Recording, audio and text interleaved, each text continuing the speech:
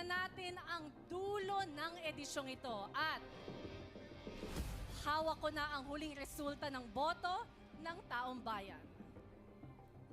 Sa ilang saglit, magbabago na ang buhay nyo at isa sa inyo ang tatanghaling Gen 11 Big Winner. Big 4, makinig ng mabuti. Fiang.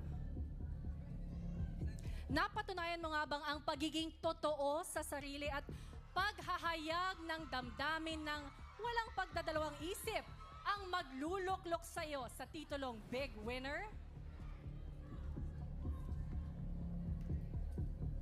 Kai. Diskarte, talino at galing ang puhunan mo para malampasan ang mga naging pagsubok ni Kuya. Sapat na nga ba ito para ikaw ang hiranging Big Winner?